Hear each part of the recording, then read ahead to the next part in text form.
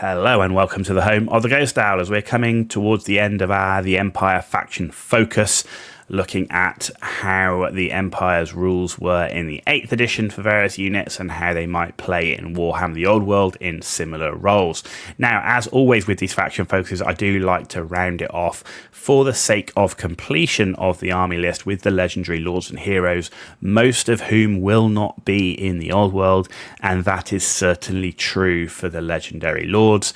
Unlike some of the longer lived races like elves or things like vampires and undead and all that sort of stuff, you know, that you're talking about lifespans of men, and these guys, most of them certainly weren't alive, if not all of them weren't alive in the particular period the Old World is set in. So this is more for completeness of the army list than actually expecting these guys to appear in the Old World. However, when we look at some of the 8th edition army books, they actually did have rules for characters that weren't alive in the period that the Warhammer Fantasy is really set in. So there is still no reason why there could not be rules for these characters that did exist, at least in some Legends format. So that's still an option, you know, and it certainly hasn't stopped books in the past having characters that weren't alive during a particular period. Maybe we might not see any new models for them, but maybe we'll see some legendary rules for them, or maybe we'll have some enterprising fan rules for them. It would be great to see some enterprising fan rules for Karl Franz if none are provided by Games Workshop. So let's take a look at these lords, who they were, and kind of what they did on the table back in the 8th edition. So first up, it's the legendary, it's Karl Franz the Emperor. You can see him there mounted on his Imperial Griffin known as Deathclaw. So he's the current incumbent Emperor, Prince of Altdorf and Elector Count of Reichland at the time of Warhammer Fantasy Battle is set in. He's known as the greatest statesman of the Old World has ever seen, a military genius and a valiant general. He's got a magnificent record of conquests, breaking the Bretonnian Knights at the Battle of Nordwin, steadying the line against War Spleen Ripper, and defeating the Chaos Lord Morkelhai the Savage in single combat, crushing his skull with Gal Maraz. Often riding to battle on the back of Deathclaw, reputed to be the mightiest Imperial Griffin that has ever lived. A powerful bond exists between the beast and its master, with Deathclaw protecting his wounded master for 3 hours during the Battle of Blood Keep until the Reichsguard could actually rescue Karl Franz.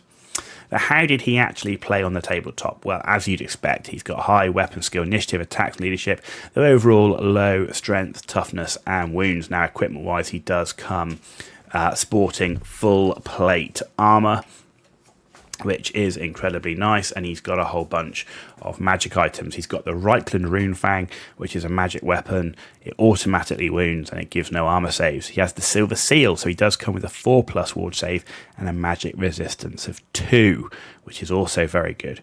Now, he can replace the Runefang with Gal Maraz. It's a magic weapon, it automatically wounds, no armor saves, but this one gives multiple wounds, D3. He may be mounted on Deathclaw, the Imperial Griffin. He can also be mounted on an Imperial Dragon. In fact, the only member of the Empire army list that could be mounted on an Imperial Dragon. He could also be mounted on a Pegasus or a Warhorse, though his miniature had him mounted on the Imperial Griffin. Special rules wise, he's immune to psychology, he gets hold of the line the same as a general. He's also the leader of men, which means he must be the general, and his inspiring presence, if he's mounted on his inspiring presence is 18 inches. However, if he's on Deathclaw or a dragon, that becomes 24 inches. Now, special rules for Deathclaw himself is fly, large target, terror, loyal beast, which means he's immune to the monster reaction test, and he then has hatred if a unit kills Karl Franz and the Griffin survives. A blood roar, which means he must roll an additional, the enemy must roll an additional d6 for fear and terror and discard the lowest result. So, Karl Franz is an interesting legendary lord if you put him on foot. 340 points with his magic items makes him worthy of consideration. Put him in a unit of great swords, he gets great damage output, he's got good protection both from the unit but also his ward save and magic resistance, and obviously excellent leadership of 10. However, the miniature and his lore already always have him riding Deathclaw. That makes him 550 points, and as with many other legendary lords, does make him very, very expensive. And there's more utility in taking multiple other lords. So, for example, 2 Archlectors and 2 Battle Wizard level 3 lords is 530 points. So for the cost of Karl Franz on Deathclaw, I can take 4 lords, 2 of whom are excellent casters, and 2 of whom give a significant buff to the units they're in, including leadership of 9. So, to be honest, that offers a much better solution in an army list. It should be noted, Karl Franz is probably the only character in the Empire roster that could reliably take on other tough lords in single combat. So if you ever were thinking about fighting a Chaos Lord or a Vampire, Karl Franz is probably the only one in the Empire list that could actually have any chance of defeating those lords in a single combat, though that is a very rare and niche occasion that might happen. So next up is Kurt Helborg, who is the Reichsmarshal of the Empire. So he's captain of the Reichsguard. He's Karl Franz's most trusted military commander. He rides into battle on Kriegslust, a massive grey gelding said to have come from the Emperor's finest stables.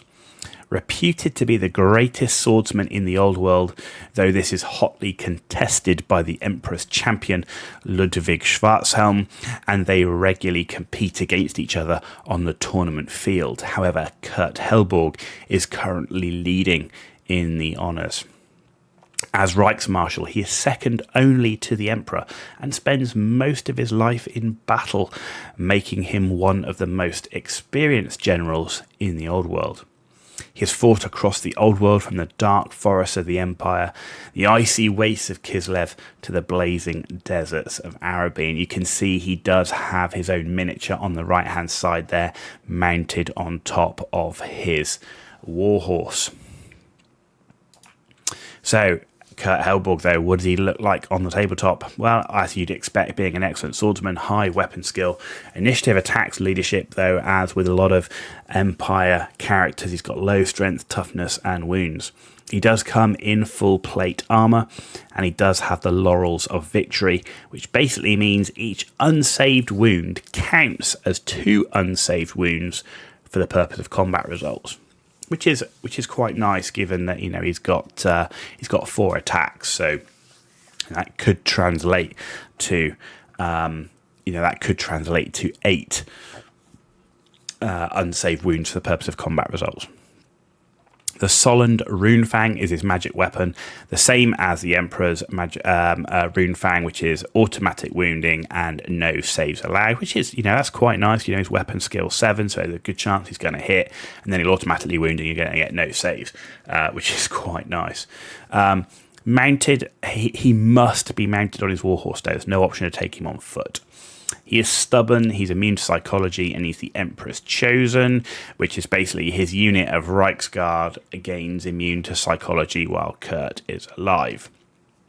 To be honest, never seen on the tabletop except in narrative games. He's 20 points cheaper than Karl Franz on foot, and I would still rather have Karl Franz on foot. If you're going to go for a big unit of Reichsguard Knights, which, certainly isn't in the meta, he wouldn't be a terrible choice, right, to give them immune to psychology.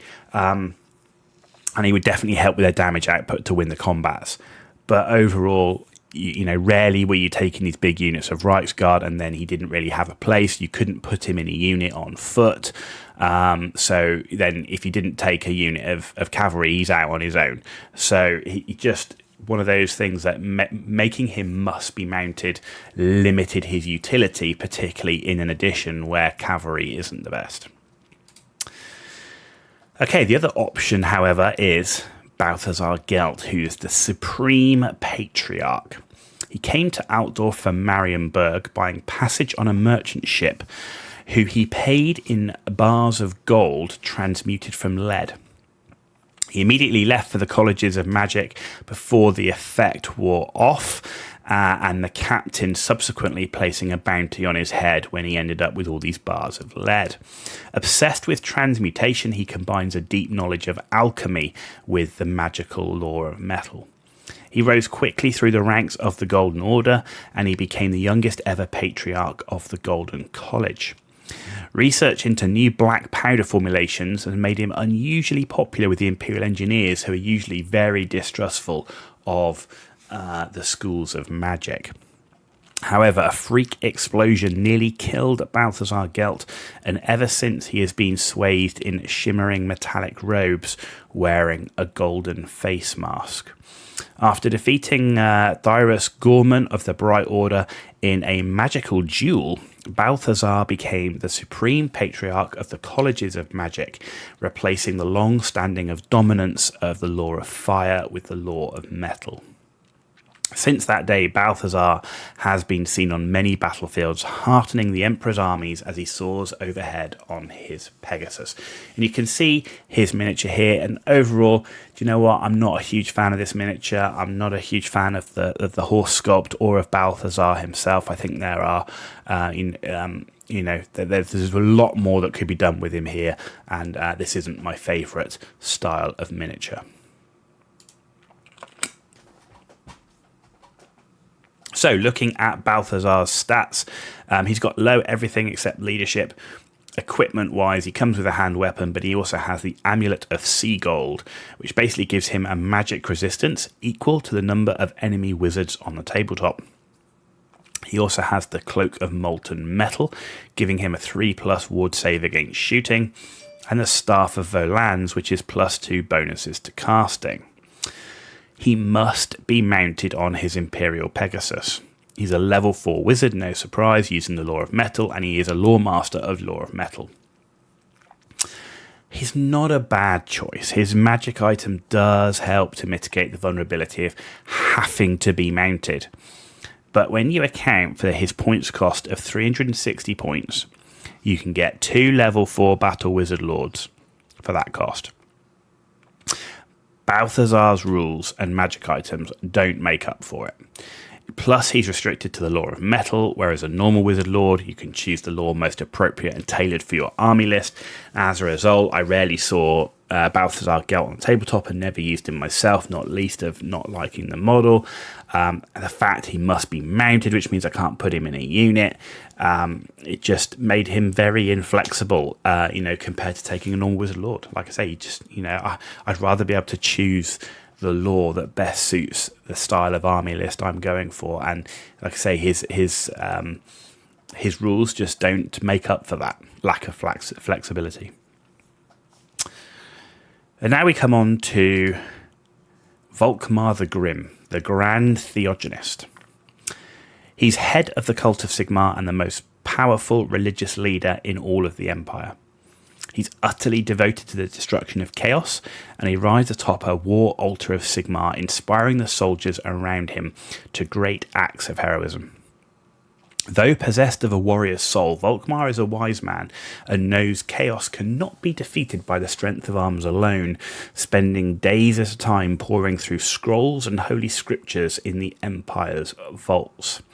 It is said Volkmar has discovered a great prophecy that will see the threat of chaos crushed forever, or the Empire and entire world destroyed in a time of flame and bloodshed. So there you go. That is prophesizing the end times in a Warhammer 8th edition army book. Funny old thing, that prophecy comes to pass. As Grand Theogonist, Volkmar is one of the most powerful men in the Empire and one of Karl Franz's staunchest allies and a wise counsellor. But do you want him in your army? So Volkmar the Grim, average weapon skill, ballistic skill, strength, toughness, and a good leadership. Low wounds, initiative, and armor. And equipment is light armor. Now, he does have the Jade Griffin, which is regeneration 5+, and the Staff of Command, which is a magic weapon, +2 strength, but only if mounted on a war altar. He may be mounted on a war altar, but doesn't have to be. Now, like an Arch-Lector, he has battle prayers with the same rules, Divine Power and Righteous Fury, but he also gets +1 bonus when casting battle prayers because he's the Grand Theogonist. So, when you consider his rules, he really needs to be on the War Altar to get the best from his rules, which make him vulnerable to shooting and spells, as well as expensive in points at 340, because you're paying for the Staff of Command, but you only get it if he's on the War Altar. You get the bonus if he's on the War Altar. So 340 points, I could have 3 Arch-Lectors spread over the board in units and still have 40 points left over. So, you know, as a common theme of all the Legendary Lords, too expensive, too vulnerable for the points cost versus taking multiple cheaper generic Lords for more flexibility and less risk of losing that super expensive unit. But our final Legendary Lord in the Empire, they have 5, is Marius Leitdorf. Renowned as the Mad Count, his reputation has spread far across the old world. Known for his bouts of screaming rage, periods of melancholy, and his mercurial conduct at court, and relying on advice from his horse, who was called Daisy Kurt von Hellboring II. Enmity between Kurt Hellborg and Marius was legendary, as you can tell from the name of his horse. Leitdorf, however, despite his eccentricities, is an exceptional swordsman and military tactician, who has led his armies with considerable flair and skill. In fact, a number of the Empire's great victories are down to his insane courage and uncanny insights. Karl Franz counted Leitdorf among his most trusted allies, and it was with regret he saw Marius fall in the battle against a massive invasion of orcs. So as you can see, you've got a character here who is no longer alive, and he has rules. You have Vlad von Carstein and Isabella, who are dead and no longer have rules, and but also have rules. So they're dead in the story, but they have rules. So is there any reason why you couldn't see some of these guys getting legendary rules in Warhammer The Old World? It's possible, right? It's possible. Are they going to get new models? No. Might they get some Legends rules at least to allow you to play these characters who actually did have miniatures? It's possible. How did he play in the tabletop? Well, he's got high weapon skill, ballistic initiative, and leadership, low wounds and attacks.